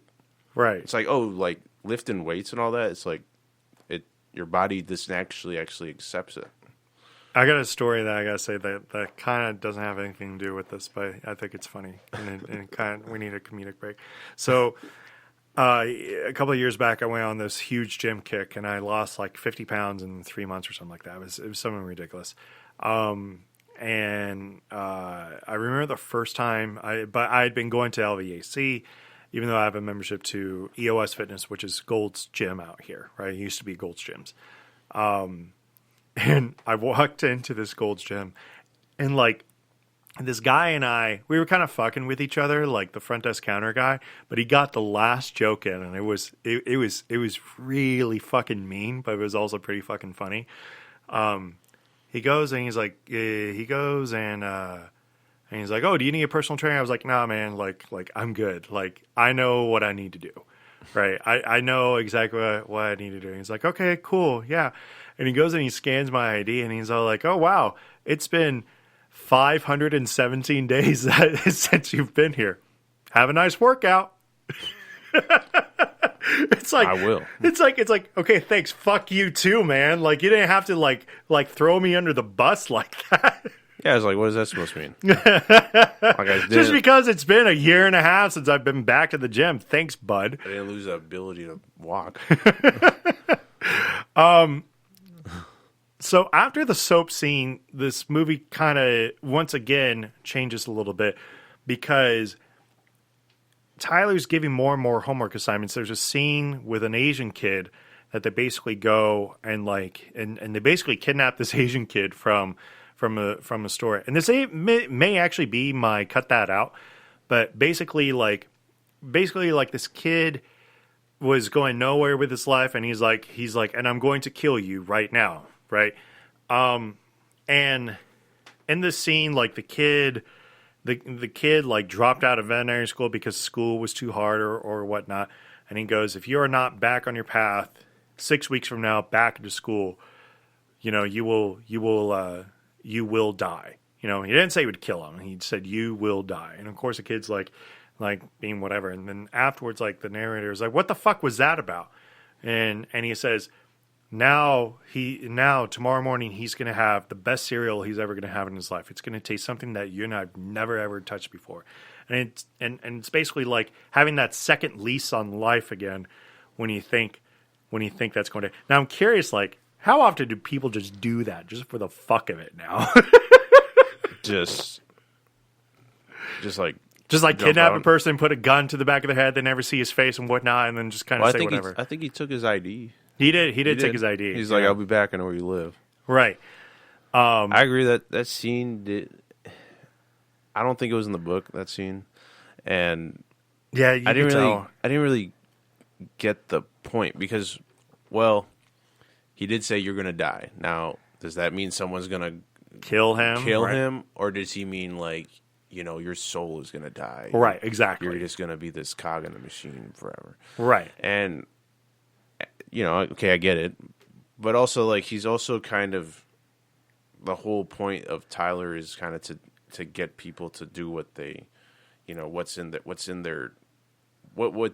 they feel their purpose is, and right. The kid's like, oh, I'm taking biology classes and I want to be a pet doctor, and it's like, you know, what's that professionally different than being an actuator? Like, right, like exactly. Like you want him to be like a, you know, a Fight Club dude? Like what? Like I didn't really get like what he was getting at. It really kind of did not stand out. Like, is anyone like born like one day like I want to be a pet? I want to be a veterinarian. You know, yeah. I think it had to deal a lot with like purpose and how sometimes like people just lose their point of purpose because either something is too hard or it's just easier to make the quick buck. Yeah, and I which think I get that, and I get that. You know, like our job, like accounting isn't the most exciting thing in the world. No, not at all. I happen to be good at it. I think like I'm okay at it. Parts of it interest me. I'm like, you know, very analytical in the way I think, but it's not like I was put on this earth to be an accountant. Right. I was put on this earth to, you know, make sure the debits equal the credits. You know, right. It's like I don't think that's what that means. I was born to do fixed assets for not even the biggest hotel chain. It's the meaning. It's my meaning. But it's like you kind of like do, and I don't know, maybe I look too deep into it, but I think that maybe was just to like shake him up and say like, like, hey, like this is your life, man. Like you're in control. Like you don't have to do things because your parents put you a certain way, or your teachers tell you you're good at this, so therefore you should do this. Yeah, I feel you on that. I mean, I remember in high school, I took anatomy class, and I had the coolest teacher I had in high school was my anatomy teacher, and we got to dissect cats, and it was so cool. Like we get to look inside the cats.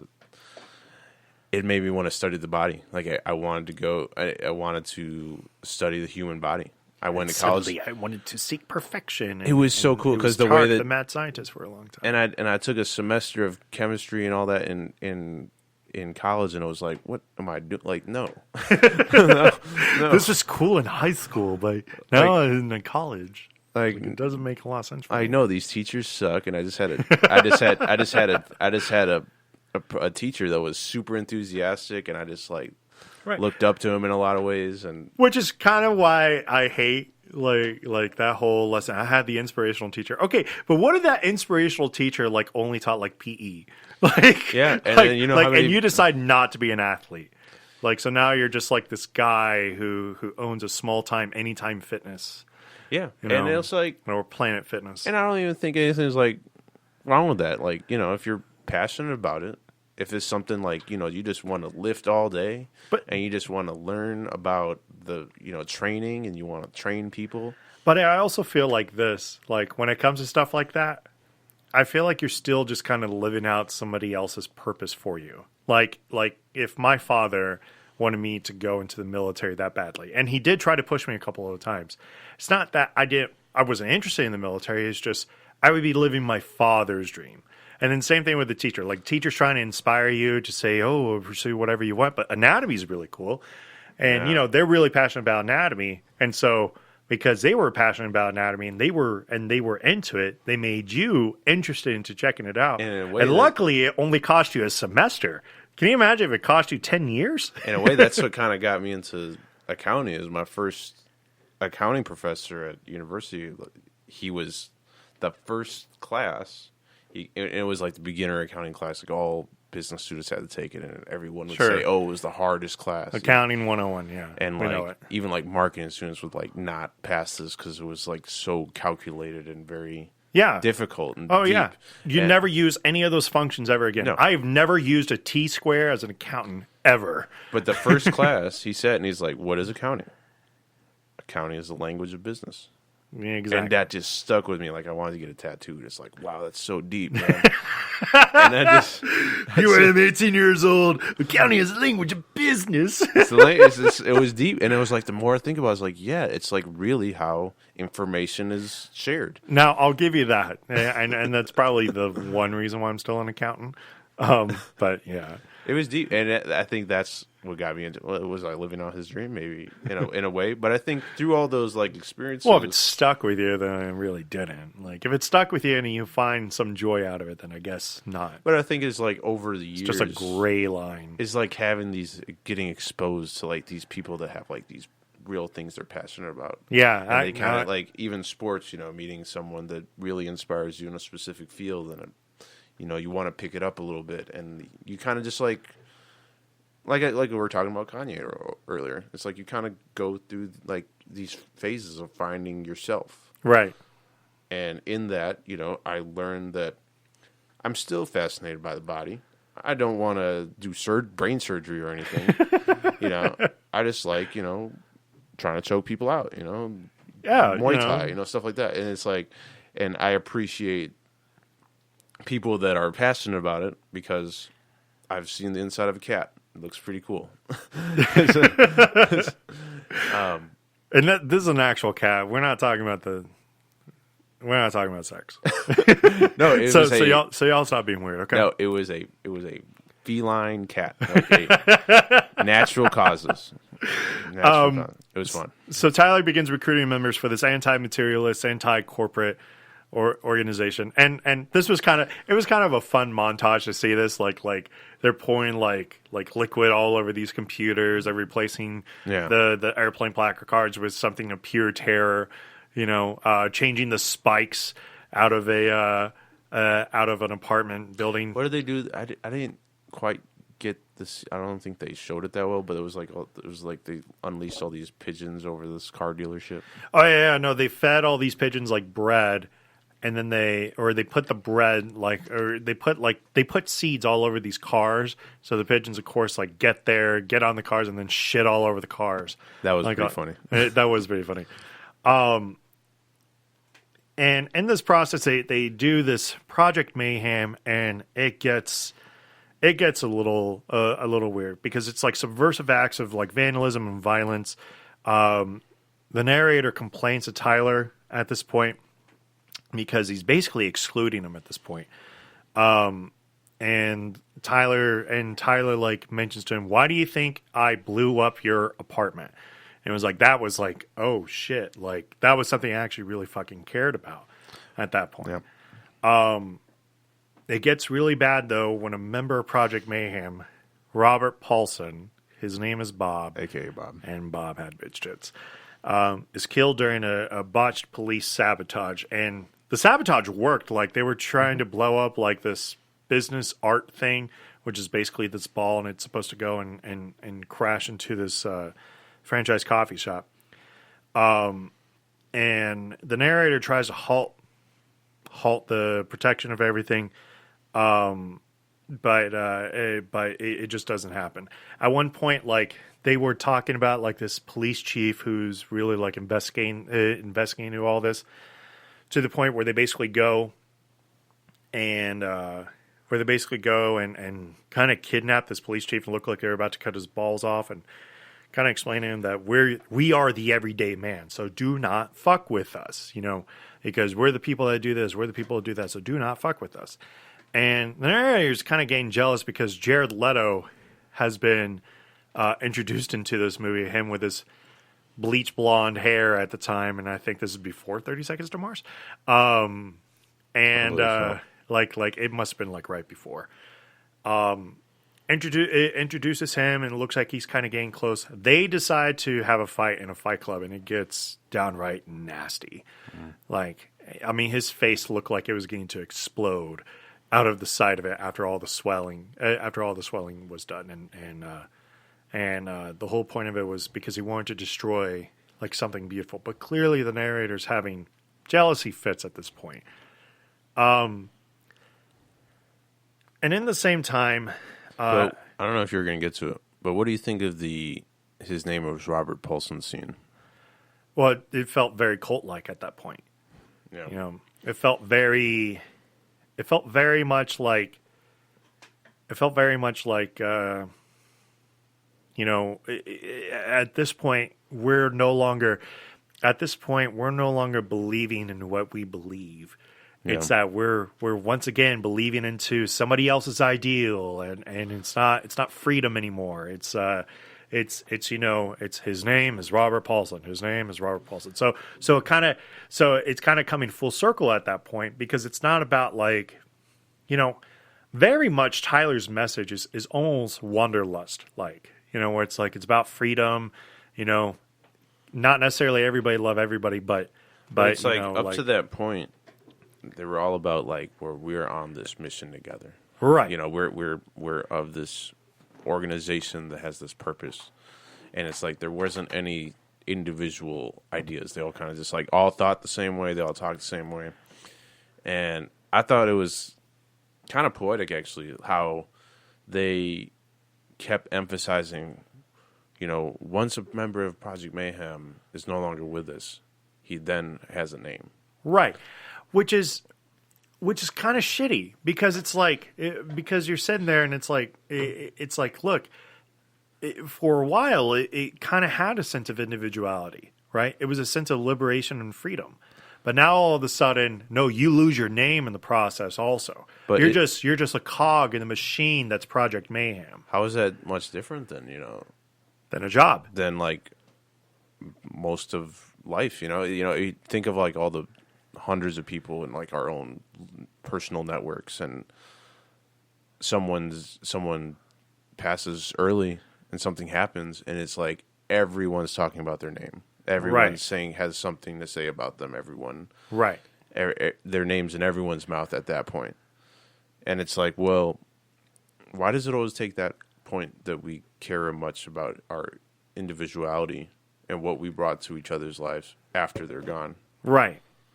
And it seems like that was kind of what they were fighting against, and that's like what they became. Well, that was also kind of a point of the support groups, because super early on we had Chloe, right? Chloe had cancer, and all she really wanted was one last chance to get fucked. Basically, she wasn't afraid of death or anything like that. But they made a line between Marla and the narrator at that point, where it's only when we're dying is when people feel like they actually want to listen, and it's so true. Yeah. Because it's like it's how often is it that people are going to listen to exactly right? Wow, you have a lot of time left. You know, people don't think that way. When people suddenly realize they have an expiration date, oh, I want to learn everything I can about you, and it's like it's exactly that. That's why the individuality, in some sense, that's why individuality is important. Because you, as the individual, have your own personal thoughts, your own personal feelings, and whatnot. Nobody should take that away from you. Not an organization, not a club, not a relationship, the government, society. Society. Nothing should be able to take that away from you, because you, as an individual, have your own thing. That also means that you should also be in control of basically yourself. In whatever fashion that can be. And I think like the more their group grew, the more like responsibility just kind of dissipates. It's of course. Now we're just all one with the cog. Yeah. You know. Like he died, it's just a consequence of what we're trying to do. He died as a member of Project Mayhem. Mm-hmm. You know, it wasn't he died as Robert Paulson. He died as a member of Project Mayhem. Only after he died did he earn the name Robert Paulson. Yeah, and I think at that point in the movie you start seeing the how that energy that Tyler Durden represented, how that could be very destructive and really like dangerous when it's like unchecked. Absolutely. Narrator follows a paper trail trying to find Tyler. In one city, a member of Project Mayhem, who is all sorts of fucked up, by the way, addresses narrator as Mr. Durden. Confused, narrator calls Marla and discovers that she also believes he is Tyler. Tyler appears in the room out of nowhere, and he finally realizes what's going on. They are the same person. That Tyler always assumed that the personality that Tyler was who he was when he was sleeping. And I think that it was cool how he popped back up. He had the shaved head. Yeah. And he was like dressed the exact same way he was in the airplane. Right. It was like back to that symbol of Tyler. We've now maintained cabin pressure, you know. Mm-hmm. The narrator blacks out, and when he returns, he realizes that the entire plan of Project Mayhem has completely moved out of the dilapidated house. And he also uncovers a plan to erase the credit card debt by destroying the buildings that contain credit card records, which is a total pre-internet concept, because nowadays there's just no stopping it. He does apologize to Marla and warns her that she's in danger, even though she's basically tired of his shit. Tries to warn the police. Members of the police are part of Project Mayhem and basically try to cut off his dick, but he was able to escape by stealing an officer's gun. He then tries to disarm one of the explosives in the building, but Tyler, his own personality, subdues him. And this was really interesting, like security camera footage. Oh yeah, because like again, he's kicking the shit out of himself. Clearly, yeah. So he throws himself down some stairs and whatnot. And then it cuts back to basically the beginning of the film with the narrator with the gun in his mouth, and he realizes that he has fully accepted the gravitas that he and Tyler are the same person as it was in the beginning. So he realizes that, wait a minute, I'm holding the gun. And he finds that he's holding the gun, and he finally says, Tyler, I want you to listen to me. My eyes are open. And he goes and he puts the gun into his mouth and squeezes the barrel squeezes the trigger, the barrel pops, and it basically shoots out of his neck, almost jaw bone here. It doesn't kill him, but he definitely shot himself. And goes through a cheek, which causes Tyler to collapse, thinking that he has actually committed suicide. Project Mayhem brings a kidnapped Marla to the building, and while holding hands, the narrator says, "You've met me in a very, very strange period of my life," as they watch the other explosives detonate, collapsing the buildings around them. Beautiful. Well, it's Fight Club. Pretty magnificent movie, even 20 years later, like kind of sitting there and garnering all the little clues that I had. It's definitely something that still speaks a lot to me to this day, and it's still probably just as important to me now as it was back then. And I think even on top of that, like, I mean, I watched it right out of high school, and it's just as impactful now as it was back then. And right. I think not just like where I am in life, and more so, I think, of where the world is now. Right. It is. I mean, Fight Club is a coming of age film in so many ways, and it's you know what? It's like The Graduate from '67. Like The Graduate very much like had to teach Dustin Hoffman's character at that point, like the importance of some of the decisions you make in your own life, and where that can kind of lead to. Now, obviously, they had much more sexual themes that were explored instead, but this was really interesting. Fincher really outlines the narrator's background in this. He says he's tried to do everything because he was taught to do. Try to fit into a world by becoming the thing that he isn't. He cannot find happiness, so he travels on a path of enlightenment in which he must kill his parents, God, a teacher, and teacher. By the start of the film, he has, quote-unquote, killed off his parents, but with Tyler Durden, he kills his God by doing things they are not supposed to do.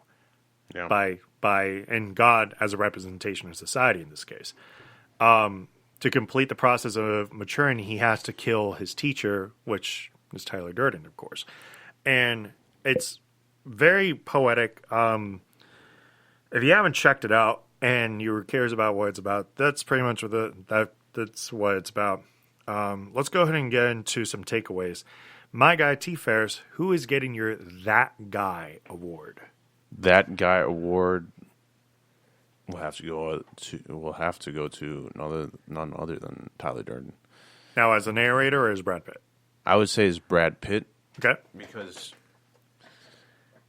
he is, as we know through the movie, he is the narrator, just a representation of his inner thoughts. But it's something that represents kind of the masculine energy, the alpha that we strive to be, and sometimes don't reach that.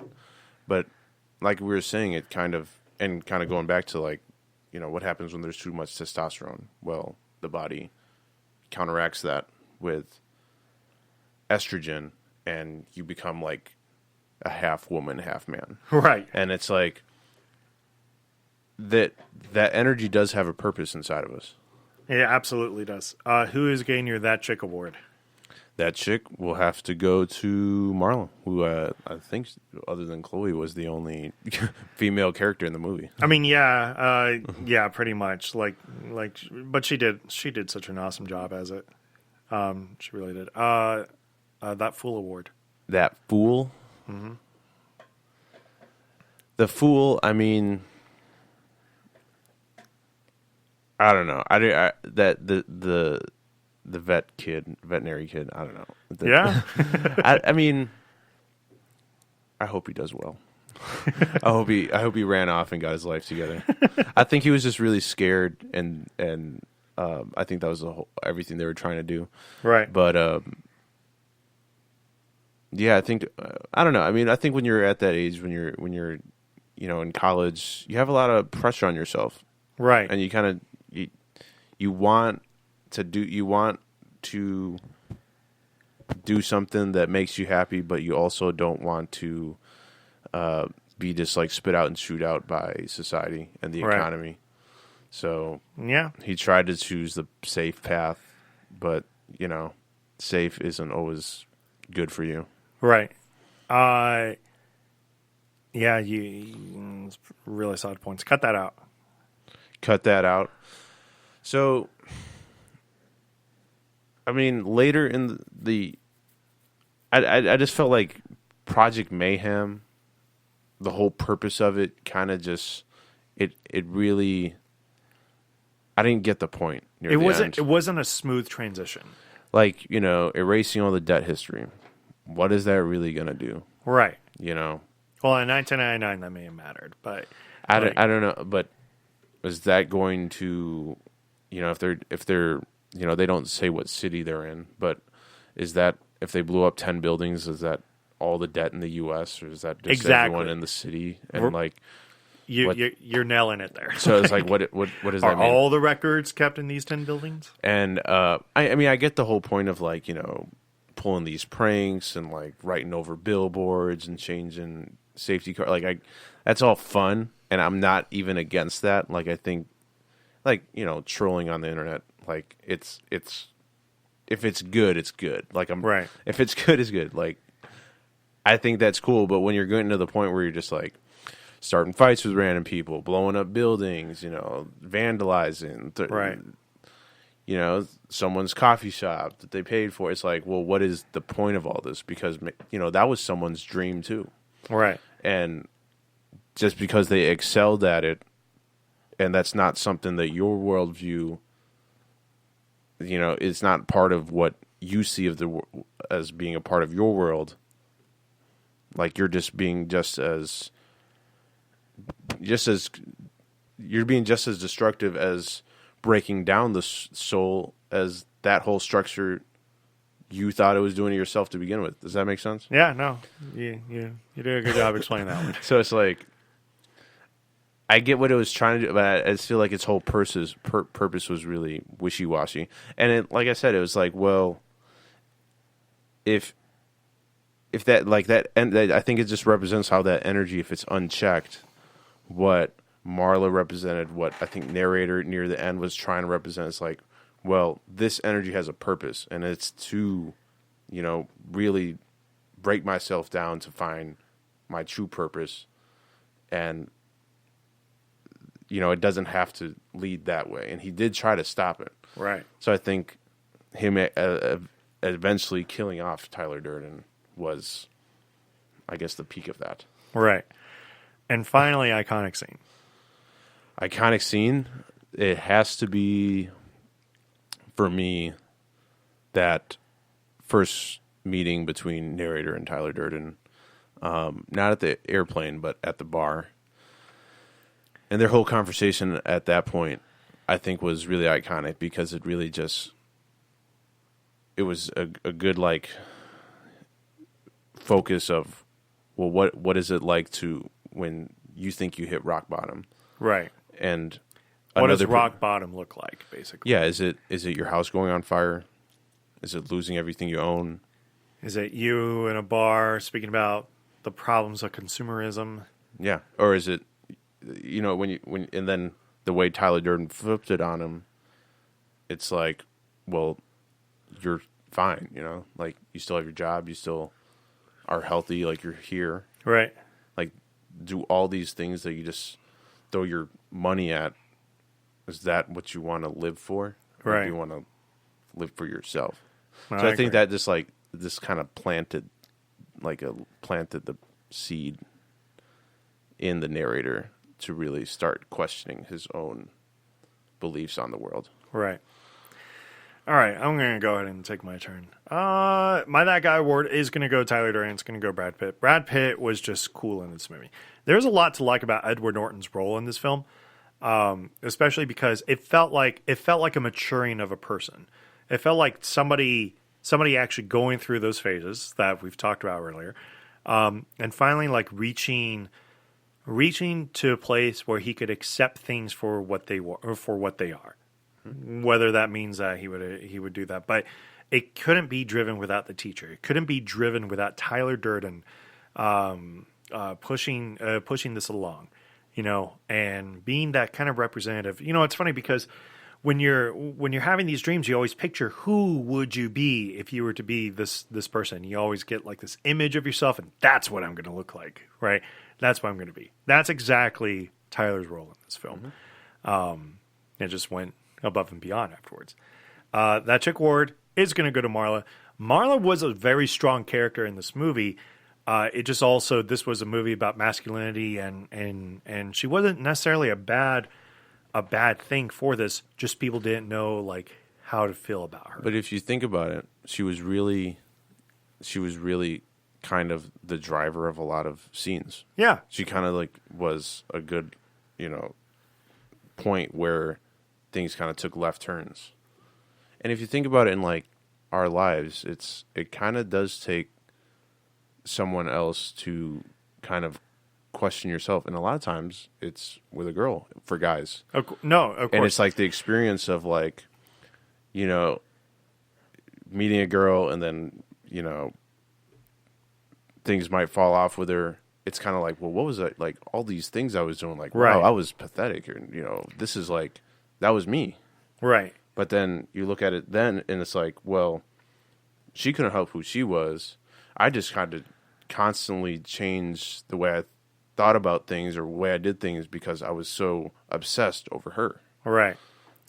And it seemed like pretty, pretty easy. That's what her purpose was, I thought. It's funny because there's a website that I follow. I don't go to it all the time, and it's changed in the format that it was. It's called the artofmanliness.com, and here's your free publicity, guys.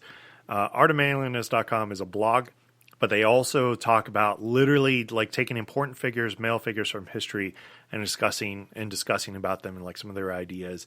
Some Greek philosophy stuff is out there. Really, really strong, awesome stuff. You really should check it out. It's definitely one of my favorites. But one of the key things that they have on there, and they make sure to put it on there, is they have the wife of the gentleman who does the Art of Manliness, and she also writes article as well. And when questioned about it, he says, "I really feel like masculinity needs a feminine perspective to kind of see how it counteracts itself against that, how it can balance itself out with it." So check them out. Cool. That full award, Richard Chesler, who plays the narrator's boss. Yeah, who's it for? Because he is a few bosses that I've had in my life, a few bosses that I may currently have. He pretty much personifies that, and I realize how much I really don't want to be those bosses.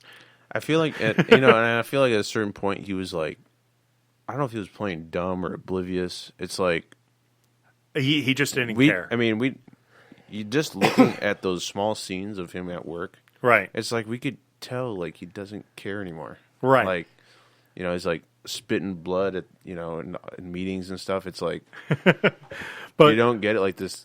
But this guy was doesn't. But this was very much similar to other people that we may know that refuses to do simple confrontation things unless they feel like it's a threat to the workplace. Very true. Yeah, and in that respect, I think it might have been kind of accurate. That's all I'm going to say. Good night, folks. I'm just kidding. Cut that out. It is going to be the Asian scene. I just don't get it. Like it doesn't fit for this kind of movie. That wasn't in the book, was it? I don't think so. It doesn't fit. And iconic scene is going to be the soap scene. The reason why is because it was finally the time that the narrator realized that all this time he had been holding back all this pain, and he hadn't found his own way of just accepting it. He kept using techniques. Oh, I can't stand that. I can't stand, when I hear techniques to get over your pain. Right. You should meditate on this stuff. Life is better when you meditate. I love meditation for what it is, but I don't use meditation or even a bottle of whiskey to get through my pain. I confront it. I feel it. I let it sink in, and I let it stew in there if it needs to stew. But I at least know that it's there. Yeah, and I think that that's something that, in people's everyday life, that little things that like,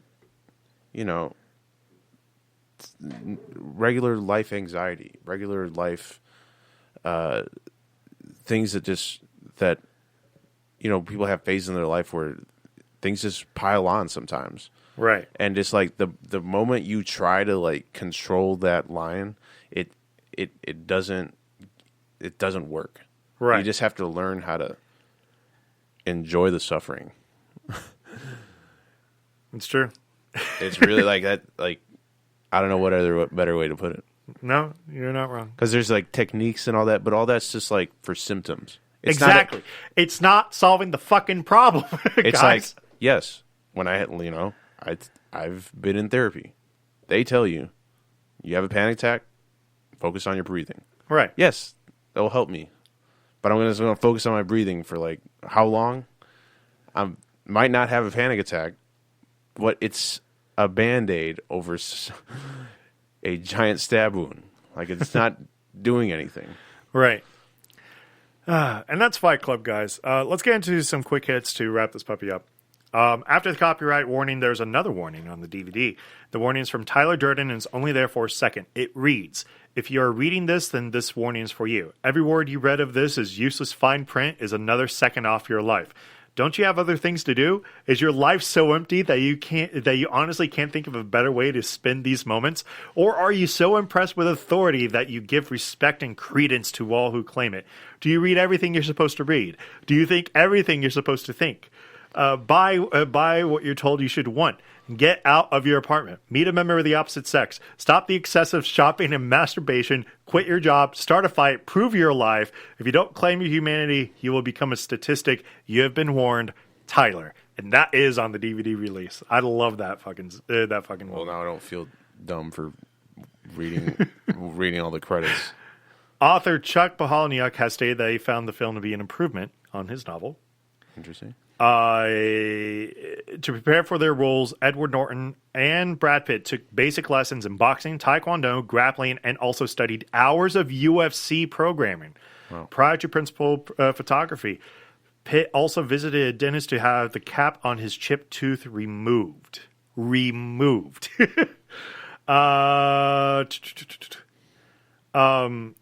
Tyler catches the narrator listening at the door as he has sex with Marla, he is wearing a rubber glove. This was Brad Pitt's idea. It caused a great deal of controversy with the president of production at Fox 2000 Pictures, Laura Siskin. She was horrified when she saw the scene and demanded that it had to be removed. However, at a subsequent test screening, the parents of the glove got the biggest laugh of the whole movie, prompting Siskin to change their mind. Why did she want that removed? Where do you think it's going to go? But that was why it was funny. Yeah. That's what. Brad Pitt and Edward Norton both really learned how to make soap. And I'll give you two more. To ensure that Bob's Meatloaf breasts and love handles hung correctly, his fat suit was filled with birdseed. So that it would spill over his pants and give the impression of sagging flesh. Nice. Altogether, the suit plus the seed weighed over 100 pounds. Yeah, they were huge. Tyler Durden was originally going to recite a workable recipe for homemade explosives as he does in the novel, but in the interest of public safety, they decided to take that out. And how about one more? I can't remember when I saw this, but both Brad Pitt and Helena Bonham Carter spent 3 days recording orgasmic sounds for their unseen sex scenes. And that, my friends, is Fight Club. Purely enjoyable. This episode is almost as long as the original recording, by the way. Beautiful. And that had 3 people on there. So I want to give a special thanks to Tarek here. He is a man. Go check out his stuff. He's a mover out here in Vegas, and I'm really glad to know him. You know, this is going to be a good friendship to have for a very long time. He's at Commonwealth. He's all over the city. Check out his website, tfar.es. It's a lot of fun to actually check out. But yeah, so T.Fares, let the people also know where they can find you. Thank you for that. And this was a lot of fun. even as a second recording. Even the second time, yeah. Because I think we covered a lot more bases, actually. Right. But yeah, every Tuesday, Commonwealth, holler at me. It's always a good time. I don't bite, and if your requests don't suck, I might play it. And yeah, this was dope. Check out my podcast, The Function Podcast, on Instagram. And yeah, holla at your boy. This was a lot of fun, and shout out to the Beat Network for having me on. Thank you. And I'm your guy, Danger Neff here. You can always find Back to Classics on Instagram and Facebook. We have the Facebook group Back to the Classics cinematic movie experience up and popping. Go check that out. We also running Spoiling the Classics. We got a whole bunch of things that are coming out. You will find us in February at the Level Up Expo. I will go ahead and mention that now. I will mention it again while we're there. We are going to be there recording and kind of doing our own thing there. There's other things that we are going to announce that I can confirm that we're doing, but I'm going to wait for that stuff to kind of come through. Leaving us with blue balls here, man. Come on. Well, blue balls is part of it. As always, I want to thank the Cinefolks out there. I know Jay would love to have been here. Trust me, he misses you guys dearly. And that's it. Said it, did it, said it. Go check out audible.com/BEAT to get your free audiobook. And yeah, with that being said, once again, thanks again, Tarek, T.Fares. Thank you guys for having me. And this is Back to the Classics, Danger Neff. We'll see y'all next week. Peace.